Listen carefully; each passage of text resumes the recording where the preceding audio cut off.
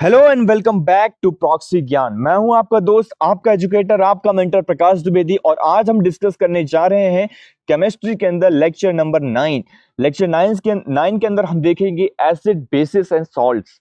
ये हमारा acid basis and salt का पार्ट 2 होगा। अगर आप लोगों ने पार्ट 1 नहीं देखा तो सबसे पहले उसे देखिए और चीजों को याद करिए। जो भी चीजें मैंने आपको बताई हैं याद करने के लिए, उसको जरूर से जरूर आपको याद करना है। देन ओनली इस लेक्चर को देखना है आपको, जिससे आपकी जो आगे की सीरीज हो स्मूथली चल पाए, चीजें आपको अच्छे से समझ में आ पाए। तो क्लियर करते हैं, हम यहाँ पे आगे बढ़ते हैं। ये this is brief about me, मेरी एजुकेशन क्वालिफिकेशन, मेरा टीचिंग एक्सपीरियंस। मुझे more than 5 year of teaching experience है in offline and online classes. देखिए, आज हम बात करेंगे एसिड बेसिस सॉल्ट्स में। हमने बात कर ली थी एसिड्स क्या होता है, हमने देख लिया था कहाँ कहाँ पे एसिड्स प्रेजेंट होते हैं, जो स्ट्रॉन्ग एसिड क्या होता है, वीक एसिड क्या होता है, हमने ये चीज देख ली थी। कहाँ कहाँ पाए जाते हैं, day to day life activities में एसिड्स का क्या रोल है वो देख लिया था।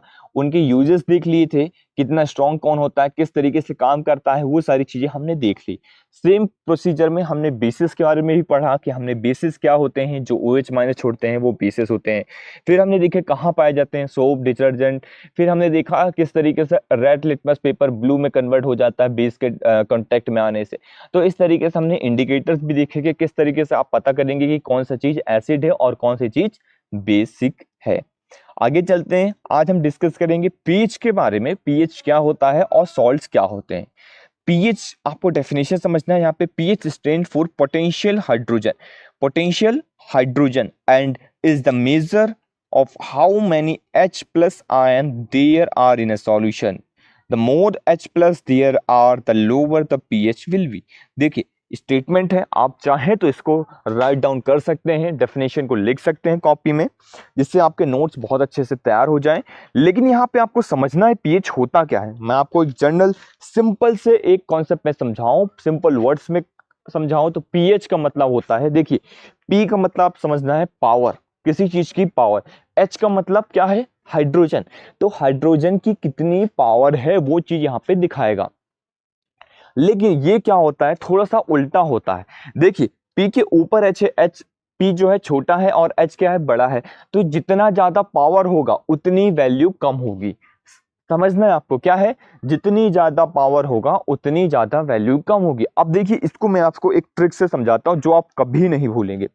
सोचिए कि किसी भी चीज का पीएच अगर 0 है, सिंपल चीज है, किसी भी नंबर को आप 0 से मल्टीप्लाई करते हैं तो क्या हो जाता है, 0 बन जाता है। तो आप ऐसा समझ लिए x into 0 equal to 0। Clear हुआ आपको। तो 0 क्या है, 0 एक बहुत ही स्ट्रॉन्ग नंबर है, आप ऐसा समझिए। 0 क्या है, बहुत ज्यादा स्ट्रॉन्ग नंबर है। क्लियर हो रहा पॉइंट आपको। अब क्या होता है, आप सोचिए कि जो 0 के जितना पास रहेगा वो उतना ज्यादा स्ट्रॉन्ग एसिड रहेगा। क्लियर हो गया। तो जो 0 के जितना पास रहेगा वो उतना ज्यादा स्ट्रॉन्ग होगा। क्यों, क्योंकि 0 एक बहुत स्ट्रॉन्ग नंबर है। क्लियर हो गया। यहां पे आपको समझना है, देखिए, पीएच के अंदर ये स्केल होती है, स्केल को आपको समझना है 1 2 3 4 5 6 7 8 9 10 11 13 एंड 14। टोटल 14 यहाँ पे अलग अलग जो है इंडिकेटर्स होते हैं, मतलब एक तरीके से नंबर होते हैं। हर एक इंडिकेटर का अपना एक अलग कलर होता है, ये आपको समझना है। The pH scale run from 1 to 14 can be regarded as the measure of H plus ion present in the solution. जिसके पास ज्यादा H plus ion होगा उसकी उतनी ज्यादा वैल्यू कम होगी, वो 0 की उतना ज्यादा पास होगा, वो उतना ज्यादा स्ट्रॉन्ग होगा, वो उतना ज्यादा स्ट्रॉन्ग एसिड होगा। अब अगर सर 0 से दूर जाते जाए तो क्या होगा, 0 से जितना ज्यादा दूर जाओगे उतना ज्यादा वीक एसिड बनता जाएगा। कहां तक, 7 तक। 7 में आके क्या हो जाएगा, न्यूट्रल। न्यूट्रल का मतलब होता है, देखिए, आप कहते हैं ना ये चीज न्यूट्रल है, ना ही ये पॉजिटिव है ना ये नेगेटिव है, मतलब ना ये एसिड है ना ये बेस है। तो ऐसी कंडीशन भी अराइज हो सकती है ना, मे बी कि कोई भी चीज ऐसी भी तो हो सकती है जो ना तो एसिड हो ना तो बेस हो। यस, वाटर सबसे बड़ा एग्जांपल हमारा है वाटर। तो वाटर क्या है, ना तो एसिड है ना बेस है। आपको समझना है ध्यान से, वाटर क्या है, ना तो एसिड है ना तो बेस है। तो वाटर का पीएच कितना है, वाटर का पीएच है 7। आप लोगों ने काफी सुना भी होगा कि देखिए सर यहाँ पे पीएच पता चल जाएगा जब वाटर टेस्टिंग करने के लिए जो काफी लोग जब आते हैं, या फिर जब आप कहीं पे दुकान वगैरह में खरीदने वगैरह जाते हैं, आप मशीन वगैरह एक्वा गार्ड वगैरह जब आप खरीदने जाते हैं, तो वहां पे आप देखते होंगे वो लोग टेस्ट करके आपको दिखाते हैं कि सर यहाँ पे देखिए इसका पीएच आप देखिए 7 है, बिल्कुल हमने एग्जैक्ट कर दिया है, अब इसके अंदर कोई भी चीजें अनवांटेड चीजें प्रेजेंट नहीं है। तो 1 टू लेकर 7 तक जो है, 7 से पहले तक क्या है, एसिड है, और 8 7 से लेकर 14 तक जो भी अल्काइल है, अल्काइल्स मतलब होता है बेस है। क्लियर हो गया? ये चीज आपको यहाँ पे समझ में आनी चाहिए। देखिए स्ट्रॉन्ग एसिड है the pH of 1 and 2, strong जो बहुत ज्यादा स्ट्रॉन्ग होते हैं उनकी पीएच 1 और 2 के बीच में होती है। वीक एसिड की जो पीएच होती है 3 4 5 6 के अंदर आ जाती है। और जो स्ट्रॉन्ग अल्काइल होते हैं उनकी जो पीएच होती है वो ग्रेटर देन 10 होती है। जो ये जितना ज्यादा दूर चले जाओगे वो स्ट्रॉन्ग, मत समझ लीजिए ये स्ट्रॉन्ग बेस हो गया, तो किनारे किनारे हमेशा स्ट्रॉन्ग होगा। जितना ज्यादा सेंटर के पास आता जाएगा, जितना ज्यादा वाटर के पास आता जाएगा, उतना ज्यादा वीक होता जाएगा। जैसे अगर आपको किसी भी चीज को वीक करना है तो आप क्या करते हैं, वाटर को मिला देते हैं। आपको मैंने पहले भी समझाया था प्रीवियस लेक्चर के अंदर कि आप कॉन्सेंट्रेशन सॉल्यूशन और डाइल्यूट सॉल्यूशन क्या होता है। अगर आपको चीजें याद हो रही होंगी, आपको याद होंगी, तो मैंने वहां पे समझाया था कि जब हम किसी भी कॉन्सेंट्रेशन सॉल्यूशन में वाटर को ऐड करने लग जाते हैं तो क्या हो जाता है, डाइल्यूट होता जाता है। डाइल्यूट मतलब वीक होता जाता है। तो वाटर जब ऐड कर देंगे तो क्या हो जाएगा, वीक हो जाएगा। क्लियर हो गया? आगे चलते हैं। देखिए स्केल्स के अंदर आपको पता होगा कि 1 to 7 0 to 14 है। अब देखिए 1 के अंदर क्या, हाइड्रोक्लोरिक एसिड आ गया, यहाँ पे देखिए विनेगर आ गया, यहाँ पे टोमेटो आ गया, मिल्क आ गया, ब्लड आ गया। क्वेश्चन पूछा जाएगा आपसे ब्लड का कितना पीएच है, आपको बताना ब्लड का पीएच कितना है। 7.4 जो होता है वो ब्लड का पीएच होता है। तो रट लीजिए, आप इसको नोट डाउन करके रख लीजिए। तो ये आपको याद होने चाहिए। अब मैं आपको आगे बताऊंगा कि इसका कितना पीएच है। देखिए यहाँ पे एक फिगर है, आप यहाँ पे रेंज में देख सकते हैं, मैंने आपके लिए मजे के लिए डाल दिया कि आप एक बार अच्छे से याद कर लीजिए कि जीरो, जैसे हाइड्रोक्लोरिक एसिड का लगभग लगभग जीरो होता है, बहुत ज्यादा एसिडिक होता है, high concentration of H+ ion रहता है। और वाटर का देखिए 7 हमने बता दिया। देखिए ब्लड जो है 7 और 8 के बीच में, समथिंग 7.4 7.5 के लगभग जो है ब्लड का पीएच होता है, 7.5 7.4 के बीच में रहता है। मिल्क का थोड़ा सा एसिड कैरेक्टर रहता है तो वो 7 से कम रहता है, लेकिन 7 के आसपास रहता है। अब बनाना जो आप यूज करते हैं, सोचिए 5 उसका पीएच होता है। आप जान के चीज हैरान होंगे कि बनाना जो आप खाते हैं उसका पीएच कितना होता है, 5 होता है। तो ये सारी चीजें आपको पता होने। सोप जो आप यूज करते हैं उसका पीएच कितना होता है, 10 होता है। अमोनिया का पीएच यहाँ पे 11 और 12 के बीच में होता है। ड्रेन क्लीनर का जो पीएच होता है सबसे ज्यादा होता है। आप जो हार्पिक वगैरह यूज करते हैं उसके अंदर बहुत ज्यादा पीएच होता है, उतना ज्यादा खतरनाक होता है कि आप लोगों ने देखा होगा कि अगर आप लोगों ने कभी यूज किया है तो आप लोग देखते होंगे किस तरीके से वो अपने आप चीजों को क्या कर देता है, साफ कर देता है। तो उसका पीएच क्या होता है, बहुत ज्यादा हाई होता है। तो इसलिए बहुत ज्यादा स्ट्रॉन्ग बेस कहलाता है। यहाँ पे आप देख लीजिए पीएच को, लेमन जूस का पीएच कितना हो गया, 2 हो गया, याद कर लीजिए फटाफट। वाइन का जो पीएच हो गया 4 हो गया, जो वाइन वगैरह पीते हैं उसका पीएच कितना होता है, 4 होता है। लेमन जूस का पीएच कितना होता है, 2 होता है। रेन का पीएच कितना होता है, 5.5। याद रखिएगा जो नॉर्मल न्यूट्रल वाटर होता है वो अलग होता है, उसका पीएच 7 होता है। लेकिन जो पानी ऊपर से गिरता है तो जनरली तो उसका जो पीएच होता है वो 5.5 होता है, वो टोटल 7 नहीं होता है, उसके अंदर बहुत सारी चीजें मिक्स रहती हैं। फिर ह्यूमन ब्लड का 7.5 आपको मैंने बताया था ना, 7.4 टू 7.5 के बीच में होता है समथिंग। तो 7.5 जो हो गया ब्लड का पीएच हो गया। और यहाँ पे बेकिंग सोडा का पीएच हो गया 8.5, तो इसको याद कर लीजिए। डिटर्जेंट का पीएच हो गया 10, और ब्लीच का पीएच हो गया 12.5। जो ब्लीच वगैरह आप यूज करते हैं उसका पीएच 12.5 है। क्लियर हो गया? आगे चलते हैं। यहाँ पे देखिए, यहाँ पे आप देख पा रहे होंगे मैंने सभी चीजों को पीएच डाल दी है, तो इसको आप बकायदा याद कर लीजिए। देखिए ये अगर आपने याद कर लिया, अगर 2-3 स्लाइड जो हमने बताई है, तो आपको ये लेक्चर एक तरीके से एडवांटेज इसका मिल जाएगा। यहाँ पे आपको समझना है जैसे कि बैटरी एसिड हो गया, स्ट्रॉन्ग हाइड्रोक्लोरिक एसिड, यहाँ पे एसिड का भी नाम दिया गया है और किस चीज में यूज हो रहा है वो इसका भी दिया गया है। तो सबके पीएच दिए गए, सबके पीएच आपका याद होना चाहिए। प्योर वाटर का पीएच 7 होता है। यूरिन और सलाइवा का पीएच जो है 6 होता है। सॉफ्ट ड्रिंकिंग वाटर और ब्लैक कॉफी का पीएच 5 होता है। टोमेटो जूस का पीएच एसिड और एसिड रेन का पीएच जो होता है वो 4 होता है। ग्रेप्स फ्रूट हो गया, ऑरेंज फ्रूट का पीएच और सोडा का पीएच 3 होता है।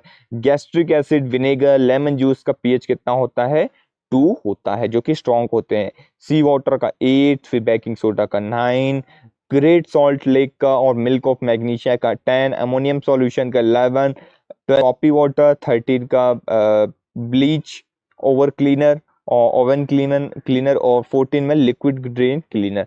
तो सबके 0 to आपको पता होना चाहिए, 14 तक सभी कम से कम एक एक तो आपको पता होना चाहिए कि एक नंबर जिसका किसका पीएच है तो उसका आपको पता होना चाहिए। तो इस तरीके से सभी आपको याद होने चाहिए। आगे चलते हैं, सॉल्ट्स की हम बात करेंगे। अब देखिए सॉल्ट्स क्या होते हैं, अभी हमने डिस्कस किया था, इसके अंदर मैं आपको बता देता हूं कि HCl सपोज हमने ले लिया और H2SO4 सॉरी H2SO4 तो हमारा एसिड हो जाएगा, NaOH ले लेते हैं, NaOH। तो यहाँ पे H प्लस है, H प्लस वाला पार्ट हमेशा आगे लगता है, माइनस वाला पार्ट हमेशा पीछे लगता है। तो यहाँ पे देखिए आप Na प्लस और OH माइनस, तो यहाँ का H प्लस और Cl माइनस। अब ये दोनों को हमने एसिड और बेस को दोनों को साथ में रिएक्शन करवा दिया, मिला दिया, तो H प्लस इसका प्लस इसके माइनस से जाके ऐड हो जाएगा, तो क्या बनाएगा H और OH कितना हो गया, 2H हो गया, और एक O हो गया, तो क्या बन जाएगा H2O। इसका माइनस इसके प्लस से जाके ऐड हो जाएगा, मतलब Na और Cl, तो हमेशा पॉजिटिव आगे लगता है और नेगेटिव नीचे पीछे लगता है, तो NaCl, Na plus Cl minus, तो ये क्या बन गया हमारा सॉल्ट बन गया। तो याद रखना है सॉल्ट कैसे बनता है, जब भी हम दो रिएक्शन करवा रहे हों, एसिड और बेस का रिएक्शन करवाते हैं, तो वहां पे हमको क्या मिलता है, सॉल्ट मिलता है। क्लियर हो गया पॉइंट, आपको लिख लीजिए ये कि acid plus base is equal to salt plus water. इसको स्टेटमेंट को याद कर लीजिए, acid plus base is equal to salt plus water. मैं एक बार फिर से लिख देता हूं आप लोगों के लिए हेल्पफुल रहे। तो एसिड एग्जांपल लिख लीजिए आप, plus base is equal to क्या हो गया, क्या दिख देता है यहाँ पे, सॉल्ट मिलता है हमको और वाटर।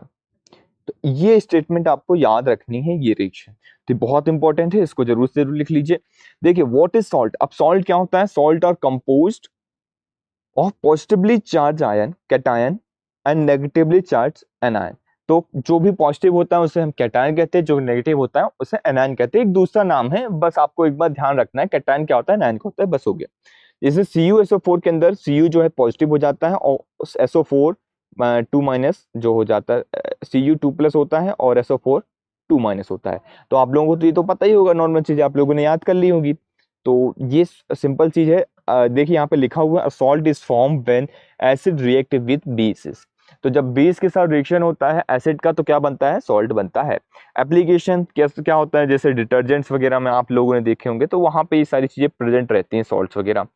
जैसे सॉल्ट जो है fertilizers, ammonium sulphate, magnesium sulphate, इन एप्सम सॉल्ट, इन सब में भी प्रेजेंट रहती हैं। क्लियर हो गया पॉइंट। देखिए नेक्स्ट है a cultural look at food preservation. Food preservation में आप लोगों ने, अगर आप सलाद वगैरह यूज करते हैं खाने के टाइम पे, तो वहां पे भी आप सॉल्ट का यूज करते ही होंगे, टेबल सॉल्ट्स वगैरह इन सारी चीजों में यूज करते होंगे। तो अगर आप खाने वगैरह में तो जनरली इस चीज का यूज करते हैं, तो सॉल्ट्स का यूज तो जनरली अगर आप बता सकते हैं कि वेजिटेबल्स वगैरह में हो गया, सलाद वगैरह के अंदर हो गया, इन सब के अंदर यूज होता है। क्लियर हो गया। अभी हमने ये चीज आपको बताई, acid plus base equal to salt plus water होता है। यहाँ पे फिर से आ गया statement, acid plus base equal to salt plus water, बहुत इंपॉर्टेंट है, याद कर लीजिए। A reaction between an acid and base is called the neutralization reaction।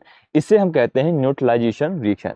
अब न्यूट्रलाइजेशन रिएक्शन इसको क्यों कहते हैं वो मैं आपको बताता हूँ। देखिए अब देखिए कितना अच्छी साइंस है इसके पीछे कि आप लोग को पता चलेगा तो आप लोग खुद सोचेंगे क्या कितना मजा आया। एसिड क्या हो गया, इसका पीएच क्या होता है, पीएच कितना होता है, लेस देन 7 से कम, सॉरी लेस देन 7 होता है एसिड का पीएच, और बेस का पीएच क्या होता है यहाँ पे, ग्रेटर देन 7। तो यहाँ पे क्या हो रहा है, ये न्यूट्रल तो नहीं है। न्यूट्रल क्या होता है, वाटर, वाटर का पीएच, जिसका पीएच 7 होता है वो न्यूट्रल होता है, जिसका एग्जैक्ट 7 होता है वो क्या होता है, न्यूट्रल कहलाता है। क्लियर हो गया। तो यहाँ देखिए हमने क्या किया, एसिडिक सॉल्यूशन को लिया और बेसिक सॉल्यूशन को लिया, दोनों को मिक्स कर दिया, एसिड प्लस बेस को मिला दिया, तो क्या बना हमारा, वाटर बना। तो वाटर का पीएच क्या है यहाँ पे 7 है, तो हमने क्या कर दिया यहाँ पे इसको मिला के वाटर बना दिया। जब वाटर बना दिया तो वाटर का पीएच क्या है यहाँ पे, न्यूट्रल है, 7 है, तो इसलिए कहते हैं ये रिएक्शन क्या है, न्यूट्रलाइजेशन। न्यूट्रलाइजेशन का मतलब किसी भी रिएक्शन में आप वाटर लेके आ जाइए जहां पे पीएच जो है 7 कर लीजिए, ना एसिड रह जाए ना बेस प्रेजेंट रह जाए, दोनों मिक्सअप हो जाए, तो ऐसे रिएक्शन को हम वाटर कहते हैं, न्यूट्रलाइजेशन रिएक्शन कहते हैं जहां पे वाटर मिले। क्लियर हो गया point. You get water and salt which is a neutral solution. तो ये कैसा सॉल्यूशन है, न्यूट्रल सॉल्यूशन है, ना ये एसिडिक है ना ये बेसिक सॉल्यूशन है। क्लियर हो गया पॉइंट आपको? आई थॉट कि आपको पॉइंट क्लियर हो गया होगा। जहां पे भी पानी दिख जाए, वाटर दिख जाए, तो आपको समझना ये कैसा सॉल्यूशन है, न्यूट्रल सॉल्यूशन है। क्लियर हो गया? If there are equal amount of the same strength acid और बेसिस। अब ऐसा नहीं कि आप बेस थोड़ा सा डाल रहे हैं, एसिड बहुत ज्यादा डाल रहे हैं और फिर बोले सर ये पूरा न्यूट्रल तो नहीं हुआ। आपको बराबर क्वांटिटी में बिल्कुल डालना होगा जिससे सबका रिएक्शन एक बराबर हो पाए, तो आपको बराबर वाटर और सॉल्ट जो है देखने को मिलेगा। कि आई थॉट कि आपको ये चीज क्लियर हो गई होगी। अब कुछ सॉल्ट्स के एग्जांपल आप लोग देख लीजिए फटाफट। यहाँ पे salts are ionic compounds generally form by the neutralization of acid and bases. अभी हमने देखा किस तरीके से मिलता है, एसिड और बेस की रिएक्शन से सॉल्ट प्लस वाटर मिलता है। आपको अब तक तो याद हो गया होगा, हमने इतनी बार रिपीट किया इसको। Salt are made up of positive and negative ion. It is generally equation आप लोगों ने देख लिया, acid plus base equal to salt plus water. आपको मैं यहीं पे याद करवा दूंगा, टेंशन मत लीजिए आप। इस तरीके से जो इंपॉर्टेंट चीजें हैं तो मैं इतनी बार रिपीट करूंगा कि आपको बस सुन भी लेंगे तो आपको याद हो जाएगा। एग्जाम्पल देख लीजिए, HCl आपने स्टार्टिंग में ही बताया था और NaOH को वो किया तो क्या मिल गया हमारे यहाँ पे, NaCl, सॉल्ट आ गया और plus water, neutralization reaction. Clear हो गया? कॉमन देखिए, normal salt, acidic salt, basic salt, double salt, mix salt, complex salt. ये जो है सॉल्ट्स के टाइप्स हैं जो होते हैं। कुछ डबल सॉल्ट होते हैं, कुछ जहाँ पे दो पॉजिटिव आयंस रहते हैं, जहाँ पे कुछ एसिडिक सॉल्ट रहते हैं, कोई बेसिक सॉल्ट होते हैं। तो बस आपको नाम याद रखना है, इसके कैरेक्टराइजेशन याद रखना है, इतना ज़्यादा डिटेल में नहीं जाना कि सर डबल सॉल्ट क्या होता है, क्योंकि ये क्या है थोड़ा सा हाई लेवल पे चला जाएगा। केमिस्ट्री तो आप कितना भी पढ़ लें वो कम ही है। तो इसलिए जितना आपको सिलेबस में है बस आपको उतना ही पढ़ना है जिससे आप एग्जाम क्वालिफाइड कर सकें। जनरली जो है कुछ यहाँ पे रिएक्शन है, चाहे तो आप इसे याद रख सकते हैं। एक बात देखिएगा जरूर क्योंकि इंपॉर्टेंट हो जाता है, कभी कभी इस तरीके से क्वेश्चन पूछ ली जाते हैं। जनरली मैक्सिमम क्वेश्चन नहीं पूछ जाते, पर हाँ कभी कभी पेपर में इस तरीके क्वेश्चन आ जाते हैं कि बेसिक प्लस मेटल ऑक्साइड जो होगा सॉल्ट प्लस वाटर बना देता है। हमेशा देखिए वाटर जो है मैक्सिमम टाइम पे आएगा और हाइड्रोजन आएगा। ऑक्साइड एसिड और ऑक्साइड बेस को जब मिलाते हैं तो सिर्फ सॉल्ट बनता है और ऑक्सीजन निकल जाता है। मेटल प्लस एसिड बनाते हैं तो सॉल्ट प्लस हाइड्रोजन मिलता है। यहाँ पे मेटल के साथ एसिड का रिएक्शन करवाते हैं तो सॉल्ट तो बनता ही है। सॉल्ट हर केस में सॉल्ट बनेगा, याद रखना है आपको, हर केस में सॉल्ट तो बनेगा ही। क्लियर हो गया? एसिड प्लस मेटल ऑक्साइड तो salt plus water, base plus metal oxide तो सॉल्ट प्लस वाटर। देखिए दोनों केस में आप एसिड के साथ रिएक्शन करवाइए मेटल ऑक्साइड का या फिर बेस के साथ। अब मेटल ऑक्साइड क्या होता है आपको बस एक नाम याद रखना है ना, मेटल ऑक्साइड कोई भी मेटल हो गया उसका ऑक्साइड, जैसे ZnO2 जिंक ऑक्साइड हो गया, MgO2 मैग्नीशियम ऑक्साइड हो गया, MgO सॉरी तो वो मैग्नीशियम ऑक्साइड हो गया। तो इस तरीके से जो ऑक्साइड होते हैं उनके ऑक्साइड और या फिर एसिड और बेस किसी के साथ भी रिएक्शन करवा दीजिए तो आपको सॉल्ट प्लस वाटर मिलेगा। ऑक्साइड एसिड और ऑक्साइड बेस दोनों को, oxide acid plus oxide base जब आप रिएक्शन करवाएंगे तो सिर्फ आपको सॉल्ट मिलेगा। मेटल के साथ एसिड का रिएक्शन करवाएंगे तो सॉल्ट प्लस हाइड्रोजन गैस निकलेगी। क्लियर हो गया? ये सारी चीजें सॉल्ट, ये लास्ट वाला तो हमने पहले भी देखा था प्रीवियस लेक्चर में भी, तो इसको आपको समझना है। ये सारी चीजें आपको याद होनी चाहिए, बहुत ज्यादा इंपॉर्टेंट हो जाती हैं। अब देखिए इसके यूजेस देख लीजिए। सोडियम क्लोराइड NaCl का क्या यूज है, यहाँ पे कॉमनली यूज होता है टेबल सॉल्ट, कुकिंग वगैरह में यूज होता है सॉल्ट। तो आपको सॉल्ट के यूजेस तो जनरली पता ही होंगे। सोडियम कार्बोनेट जो हो गया, सोडियम Na2CO3 का कहाँ मैन्युफैक्चरिंग वगैरह डिटर्जेंट्स वगैरह में यूज होता है। सोडियम कार्बोनेट हो गया, वॉशिंग सोडा हो गया। देखिए वॉशिंग सोडा का फॉर्मूला याद रखना है आपको, क्या होता है Na2CO3.10H2O। कॉन्फ्यूजन के लिए आपको क्वेश्चन में किस तरीके से आएगा, सपोज आपको आ जाएगा कि सोडियम कार्बोनेट या फिर वॉशिंग सोडा का फॉर्मूला बताइए, आप कंफ्यूज हो जाएंगे। Na2CO3.10H2O पहला option, second option Na2CO3.7H2O, Na2CO3.5H2O, Na2CO3.2H2O। तो आप कंफ्यूज जाएंगे सर कितने H2O थे, तो ये आपको याद रखना है, यहाँ पे 10 H2O थे। तो Na2CO3.10H2O क्या होता है, sodium carbonate, that is washing soda. याद रखना है आपको। सोडियम सल्फेट Na2SO4 याद रखना है, सारे फॉर्मूले आपको याद रखना है। Sodium silicate Na2SiO3, sodium chlorate NaClO3, calcium chloride CaCl2, potassium nitrate, KNO3। Fertilisers में यूज होता है, डिसाइंस रोड्स इन विंटर में यूज होता है, मैन्युफैक्चरिंग एक्सप्लोजिव मटेरियल्स में इनका यूज होता है। तो ये अलग अलग इनके डिटर्जेंट वगैरह हो गया, manufacturing of glass, paper, detergent, इन सारी चीज़ों में सॉल्ट्स का इस तरीके से यूज़ होता है। अलग अलग सॉल्ट्स का अलग अलग जगह पे अलग अलग यूजेस होते हैं। तो सबके यूजेस आपको पता होना चाहिए। साथ में सबके फॉर्मूला बहुत इंपॉर्टेंट है, तो आप एक फार्मूला का लिस्ट बना लीजिए। हमने अभी तक जितने फॉर्मूले जो है पढ़े हुए हैं केमिस्ट्री के अंदर, सभी फॉर्मूला को आपको लिख लेना है। सभी सिंबल्स को एक बार लिख लीजिए, सबके एटॉमिक नंबर को लिख लीजिए, एटॉमिक मासेस को लिख लीजिए कम से कम।